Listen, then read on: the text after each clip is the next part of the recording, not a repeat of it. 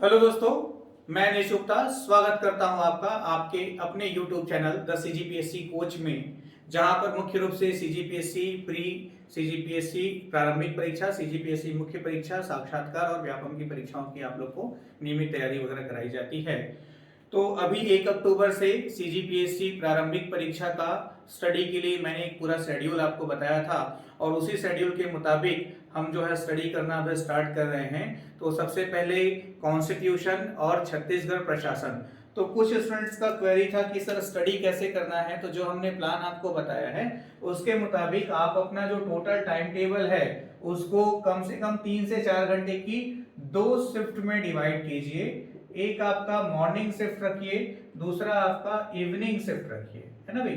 तो मॉर्निंग में कोई एक सब्जेक्ट लीजिए दोनों में से। जैसे मॉर्निंग में आप स्टडी कीजिए सीजी एडमिन, ठीक है, सीजी एडमिनिस्ट्रेशन छत्तीसगढ़ प्रशासनिक व्यवस्था, और इवनिंग में स्टडी कीजिए आप कॉन्स्टिट्यूशन को, ठीक है।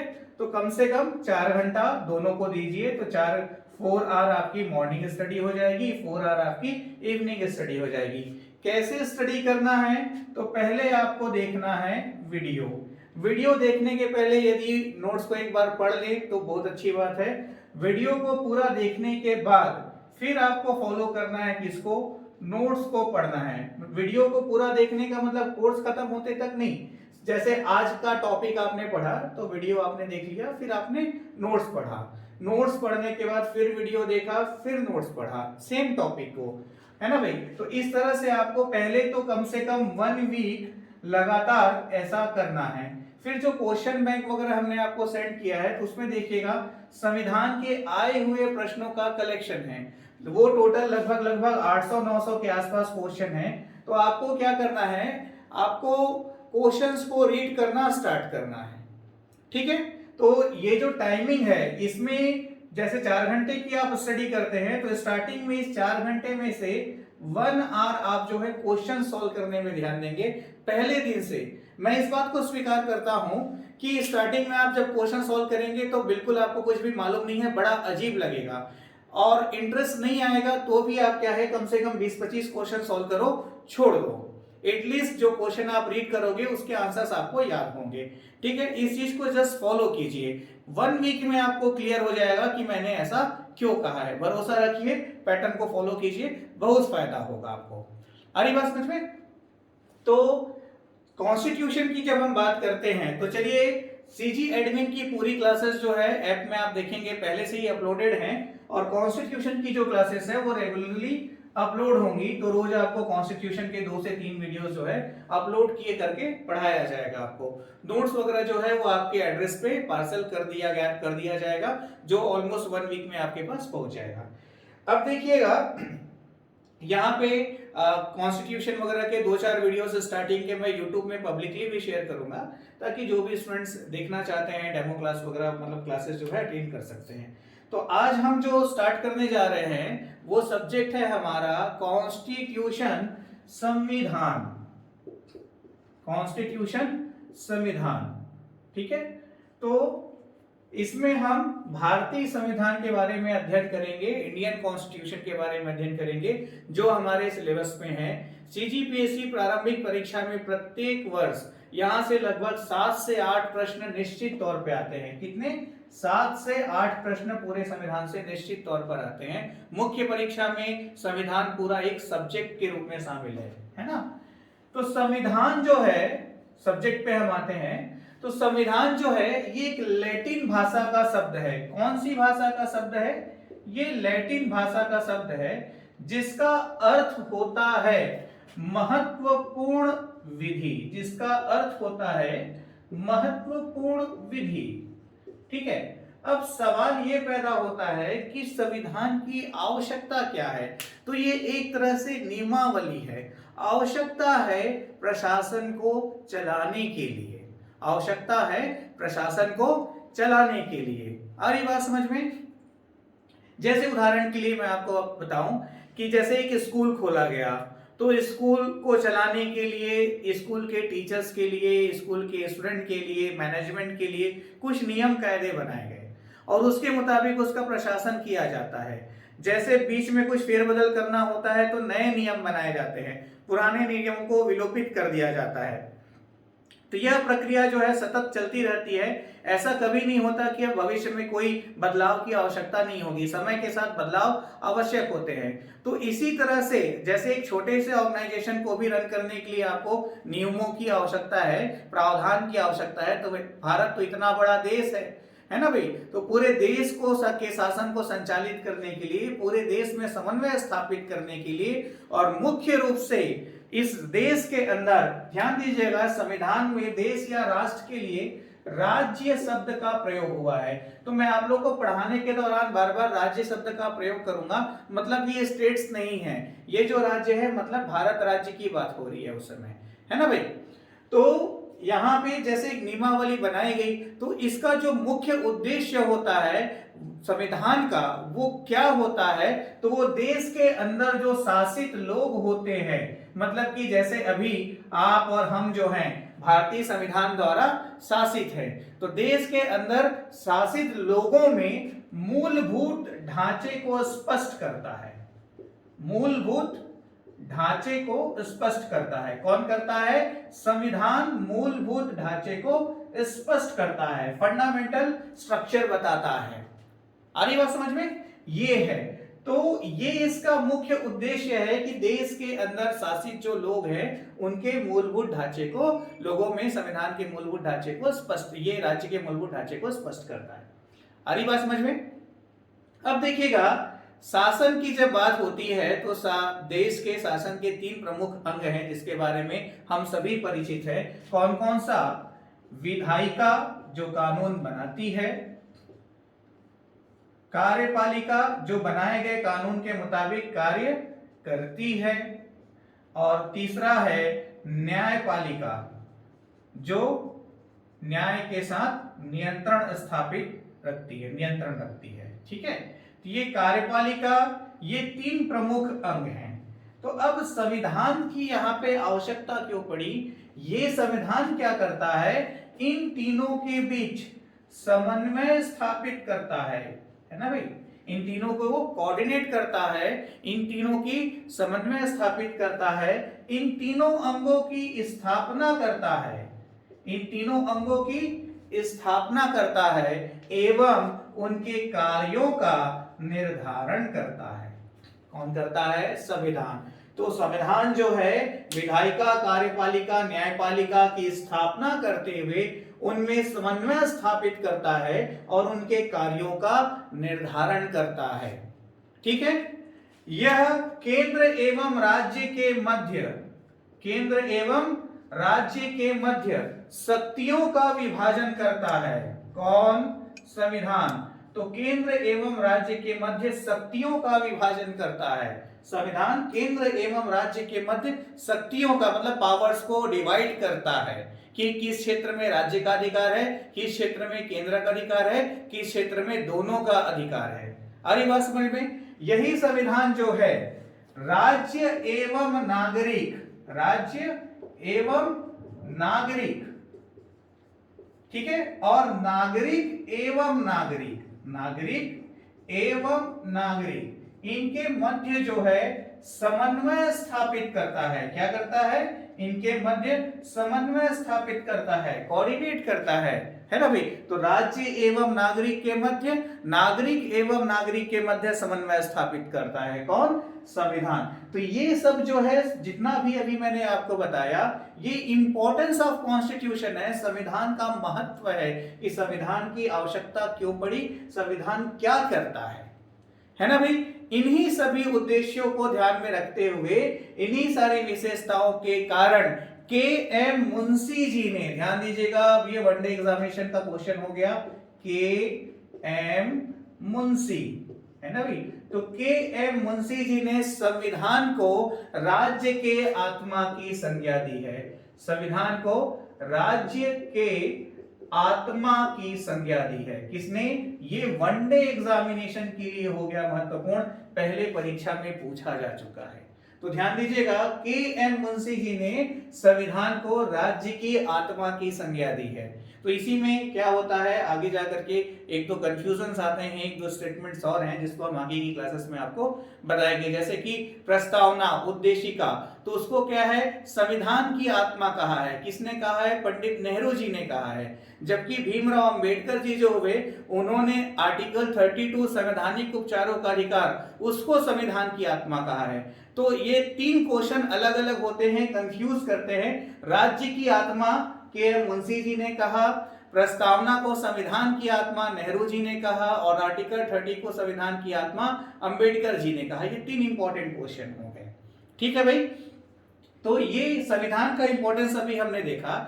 अब देखिएगा, ये भारत में, जबकि हम बहुत अच्छे से जानते हैं, आज से 100 साल पहले, आपका 70 साल पहले भारत जो था, भारत में ब्रिटिश शासन था। तो ब्रिटिश शासन के पहले British company, east India company का भारत में शासन था, है ना भाई। तो इसके पीछे की पूरी कहानी क्या है, इसके पीछे की पूरी स्टोरी क्या है, इसके बारे में हम बात करते हैं।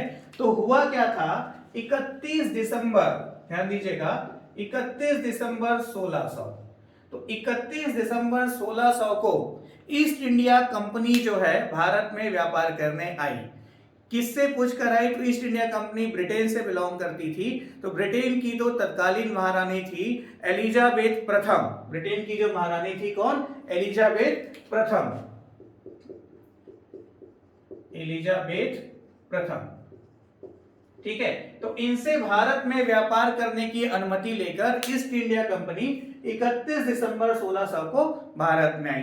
तो भारत में आने के बाद ये भारत के लोगों से मिलकर के अनेक व्यापारिक संबंध, व्यापारिक समझौते वगैरह स्थापित कर दी गई। बहुत सारे स्टोरीज इसके बारे में, मूवीज वगैरह सब आपने देखी होगी। और धीरे धीरे फिर क्या हुआ, मतलब कि यहाँ के लोगों में आपस में फूट डालो, उनको किसी को सैनिक सहायता देकर के उनसे व्यापारिक एकाधिकार उस क्षेत्र का ले लेना, इस तरह की कई तरह टैक्टिक्स जो है वो यहाँ पर लगाते गए। और लगाते लगाते फिर क्या हुआ, इन्होंने फिर योजना बनाई कि क्यों ना भारत में शासन ही स्थापित किया जाए। तो ईस्ट इंडिया कंपनी ने अपना शासन स्थापित करने के उद्देश्य से भारत में आगे अपनी योजनाएं बनानी शुरू की। तो इस दिशा में किसी भारतीय राजा के साथ अंग्रेजों का जो पहला युद्ध हुआ वो 1857 में प्लासी का युद्ध है, जिसके बारे में आप पहले भी सुने होंगे। तो 1857 में प्लासी का युद्ध हुआ। ये भारतीय शासक और अंग्रेजों के बीच होने वाला प्रत्यक्ष पहला युद्ध है। पर यहां से भारत में शासन की नींव नहीं पड़ती है। इसके बाद होता क्या है, 1764 में, इसके बाद होता क्या है, 1764 में होता है बक्सर का युद्ध। तो बक्सर का जो युद्ध है उसमें अंग्रेज जो है बंगाल के नवाब को हरा देते हैं और उसके बाद बंगाल की गद्दी पर बैठ जाते हैं। और यहां से ईस्ट इंडिया कंपनी जो है वो भारत में शासन करना प्रारंभ करती है ना भाई। तो ईस्ट इंडिया कंपनी यहां से भारत में शासन करना प्रारंभ करती है। अब देखिएगा यहां पर होता क्या है, 1757 वाला जो युद्ध होता है तो उसमें रॉबर्ट क्लाइव जो होता है वो ब्रिटिश गवर्नमेंट से, मतलब कि लंदन पार्लियामेंट से, वहां से सैनिक सहायता मांगता है।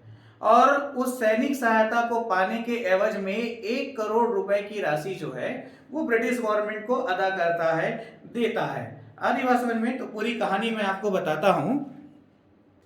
तो 1 करोड़ रुपए की राशि लंदन को, ब्रिटिश गवर्नमेंट को जब ईस्ट इंडिया कंपनी के द्वारा अदा की जाती है, फिर 1764 के बक्सर के युद्ध के परिणाम स्वरूप जब बंगाल में प्रत्यक्ष ईस्ट इंडिया कंपनी का शासन आ जाता है ना भाई।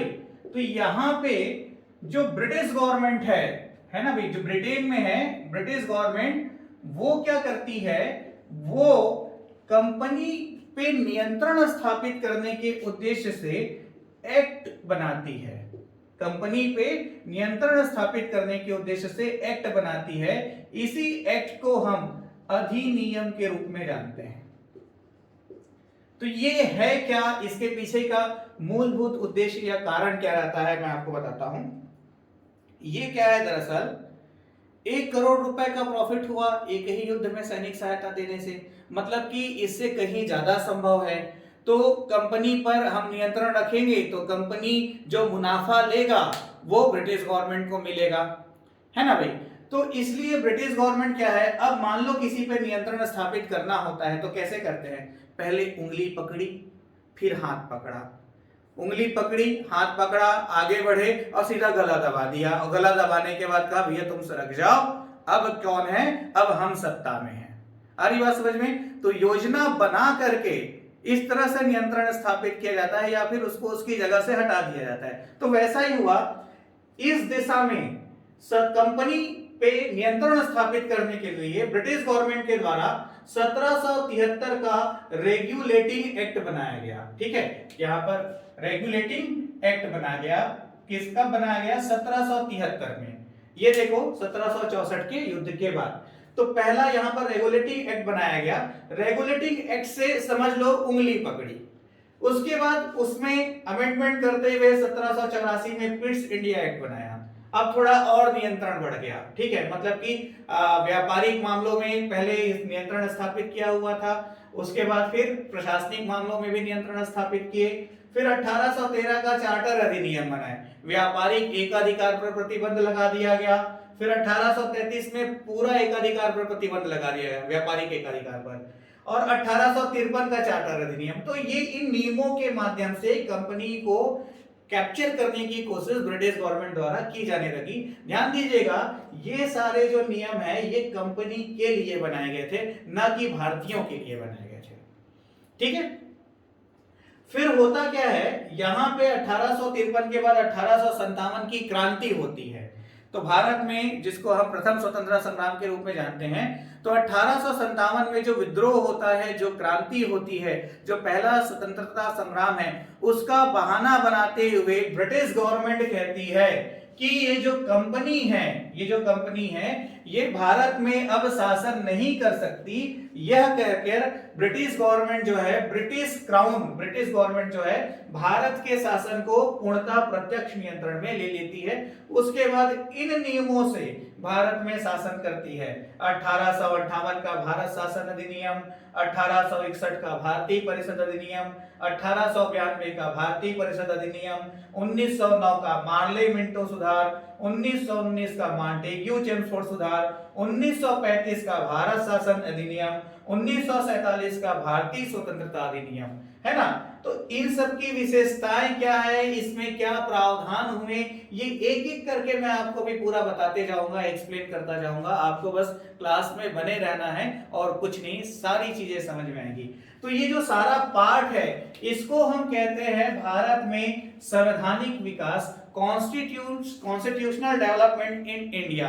तो मैंने वही बताया कि भाई वर्तमान जो संविधान है वो एकाएक नहीं बन गया है। जो हमारा वर्तमान भारतीय संविधान है वो इन तरह के कई इतिहास, जो पुराने अधिनियम थे उनका परिणाम है। आज भी भारतीय संविधान का आधे से अधिक हिस्सा जो है किसका है, 1935 का भारत शासन अधिनियम का ही है। तो इन सारी चीजों के पीछे काफी सारी कहानी और काफी सारे फैक्ट्स हैं जिसको अभी आगे की क्लासेस में आपसे डिस्कस करने वाला हूं। चलिए, तो भारत में कंपनी के शासन के अंतर्गत 1773 का जो रेगुलेटिंग एक्ट है इसके ऊपर हम चर्चा पहले करते हैं। तो इस पे जब हम बात कर रहे हैं तो थोड़ा सा ये देखिएगा कि जैसे मुख्य परीक्षा के उद्देश्य से पूछा जाता है कि 1773 के रेगुलेटिंग एक्ट का महत्व बताइए, इसकी इंपॉर्टेंस क्या है ये बताइए। तो ध्यान दीजिएगा, कंपनी पर शासन के लिए ब्रिटिश गवर्नमेंट के द्वारा ये एक्ट बनाया गया था। तो इस तरह से लिखित संविधान का श्री गणेश यहां से होता है। भारत में कंपनी के शासन के लिए बनाया गया था।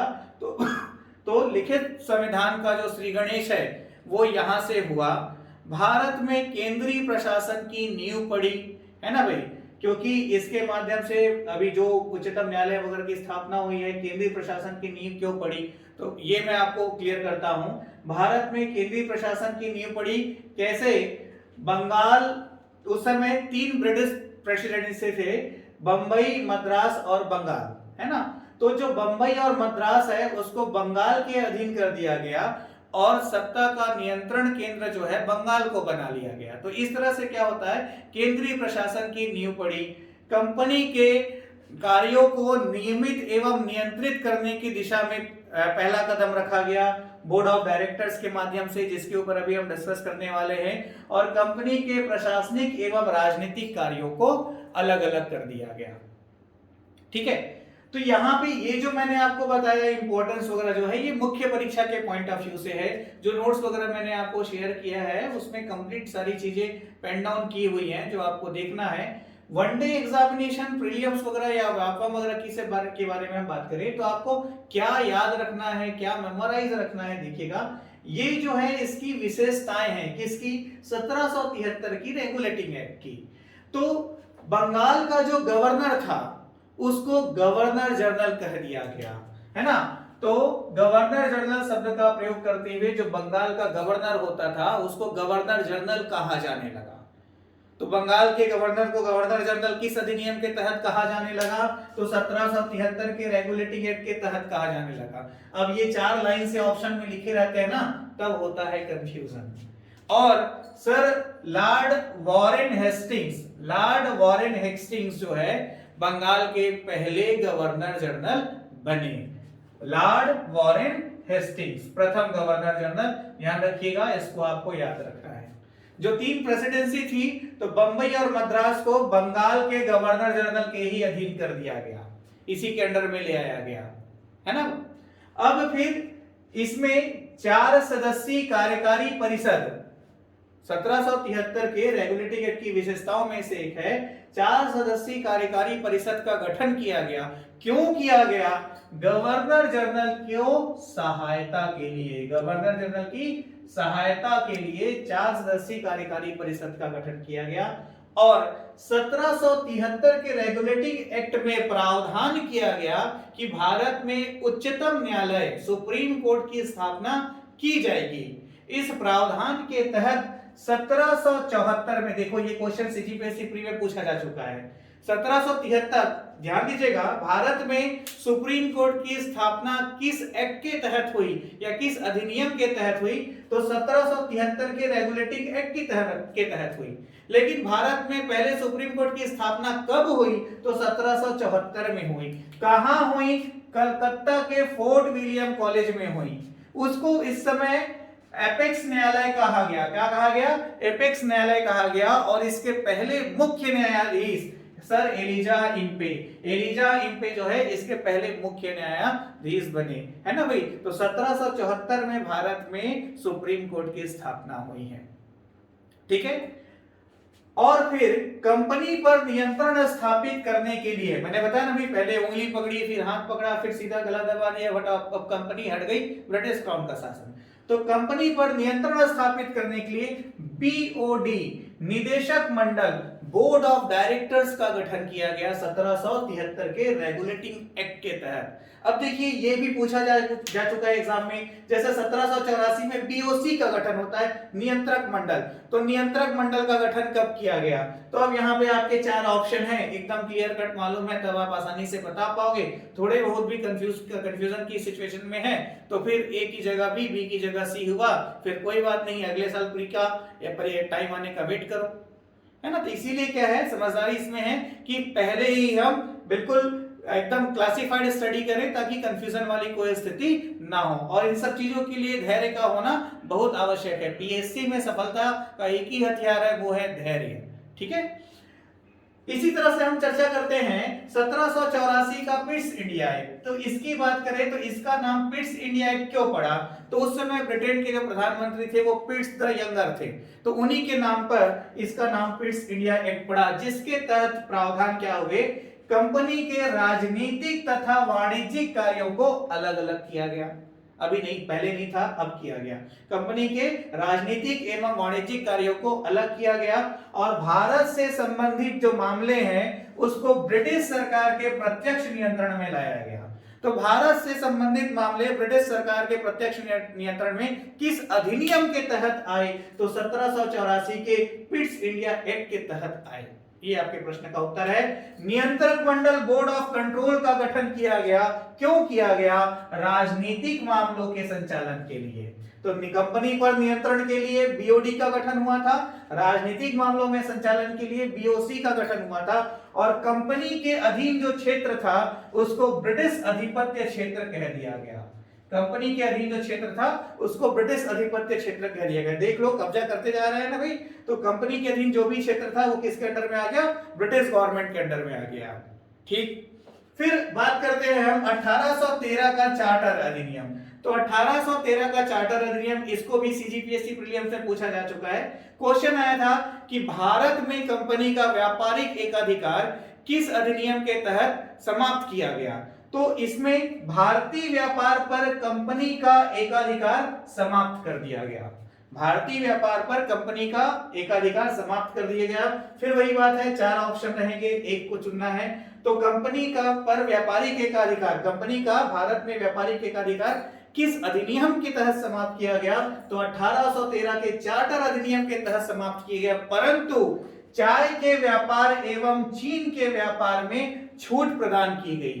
तो चाय के व्यापार एवं चीन के साथ व्यापार में कंपनी का व्यापारिक एकाधिकार बना रहा, भारतीय व्यापार में कंपनी का व्यापारिक एकाधिकार समाप्त हो गया। एक बात और बताऊं, संविधान में क्या है ना, शब्दों का खेल बड़ा जबरदस्त है। देख लो यहां पर क्या बोल रहा है, चाय एवं चीन के साथ व्यापारिक एकाधिकार बना रहा और भारतीय व्यापार पर कंपनी का व्यापारिक एकाधिकार समाप्त कर दिया गया।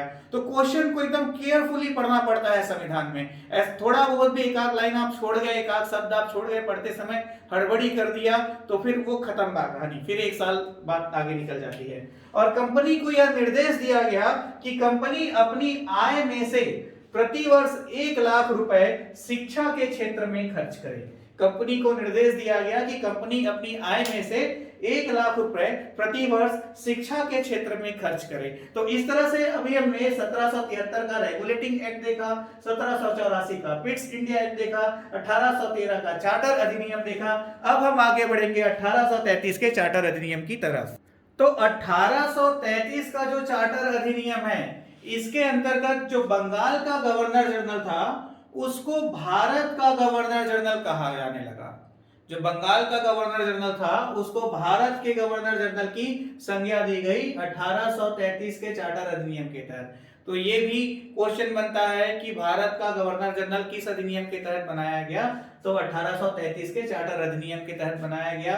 और लॉर्ड विलियम बेंटिक जो है पहले गवर्नर जनरल हुए। तो यहाँ पर भारत का प्रथम गवर्नर जनरल कौन हुआ? तो लॉर्ड विलियम बेंटिक। जबकि बंगाल का प्रथम गवर्नर जनरल कौन हुआ? तो अभी मैंने आपको बताया था लॉर्ड वारेन हेस्टिंग्स। डिफरेंसेस समझ में आ रहा है? शब्दों को देख करके उत्तर का चयन करना है, पढ़ करके उत्तर का चयन करना है, तो ध्यान रखिएगा। और 1813 में जो चाय और चीन के साथ व्यापारिक छूट प्रदान की गई थी, एकाधिकार, उसको भी समाप्त कर दिया गया। तो कंपनी का व्यापारिक एकाधिकार पूर्ण रूप से किस अधिनियम के तहत समाप्त किया गया कहा जाए? तो वो 1833 का चार्टर अधिनियम है। और इसी अधिनियम के तहत भारत में एक विधि आयोग की स्थापना की गई जो भारत के लिए कानून का निर्माण करे। और इसी विधि आयोग ने 1853 के चार्टर अधिनियम के बाद यहां पर civil procedure code 1859, Indian penal code 1860 और क्रिमिनल प्रोसीजर कोड 1861 का निर्माण किया। ये सब इस ईयर में लागू हुआ है। तो ये जो ईयर मैंने लिखा है ये लागू होने का ईयर है, इसके पहले विधि आयोग के द्वारा ही इसका निर्माण किया गया था।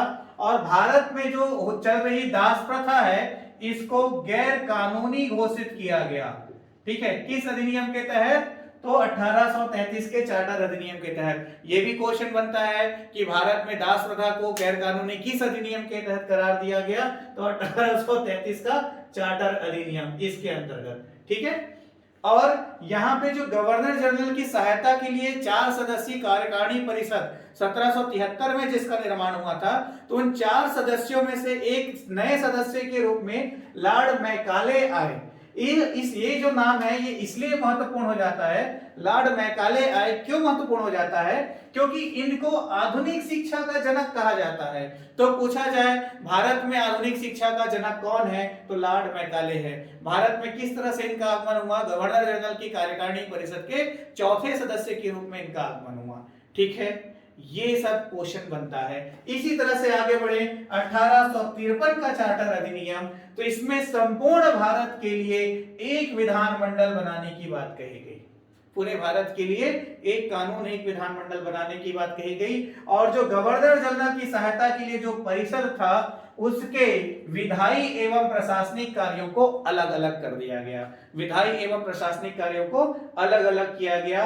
और पहली बार भारतीय केंद्रीय विधान परिषद में, पहली बार भारतीय केंद्रीय विधान परिषद में स्थानीय प्रतिनिधित्व स्थापित हुआ।